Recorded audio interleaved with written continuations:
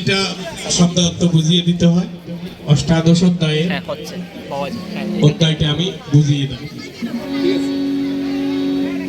আমরা যারা শঙ্কর মঠ মিশনের সন্ন্যাসী ব্রহ্মচারী, আমরা আগে পাঠ করতাম শুধু সংস্কৃত, পরে দেখি আমাদের আর কোনো অনুষ্ঠান করে না।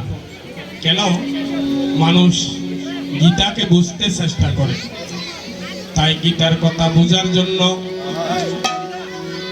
গীতার কথা আস্বাদন করার জন্য যারা সাধক পুরুষ আছেন, শঙ্কর মঠ প্রতিষ্ঠাতা ব্রহ্মানন্দগিরি যোগ সঙ্গীত, নলিনানন্দের গীতা কীর্তন পদাবলী এবং পদ্য ছন্দে সন্ধিয়ার গীতা, লালন ফকিরের সমস্ত যৌগিক ক্রিয়ার গান, দীক্ষা শিক্ষার গান, মনমোহন স্বামীর দীক্ষা শিক্ষার গান, হরিকমল সঙ্গীতের যত দীক্ষা শিক্ষার গান, মহাজনী পদের যত, যেমন রমেশশীলের গান, যত মহাজনী পদ অর্থাৎ সাধক পুরুষের পদাবলী, কীর্তন সঙ্গীত, রবীন্দ্র সঙ্গীত, রবীন্দ্রনাথের গুলি সঙ্গীত বলা হয়েছে, আর বিদ্রোহী কবি কাজী নজরুল ইসলামের নজরুল গীতি, নজরুলের যেমন কেলিস বিশ্বলয়ে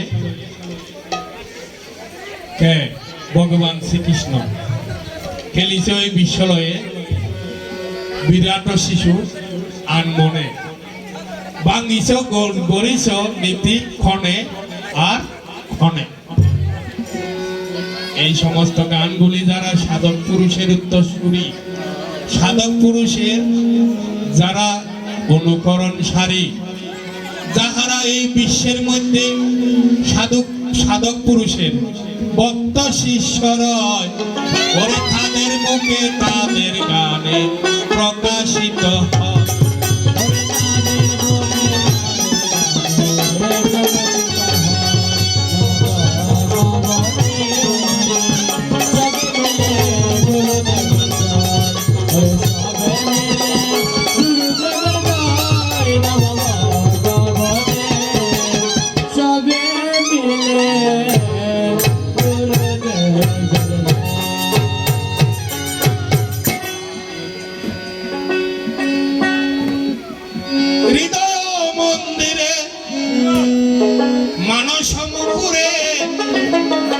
তুলসী মায়ের পট,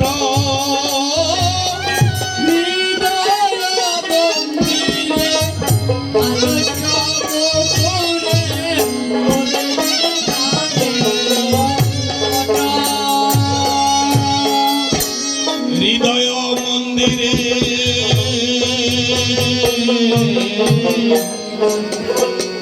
হৃদয় মন্দিরে মানস পুকুরে তুলসী মায়ের পট, হৃদয় মন্দিরে মানস পুকুরে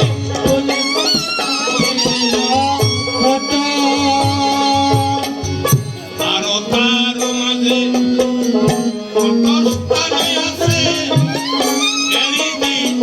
মোহিত সুরে।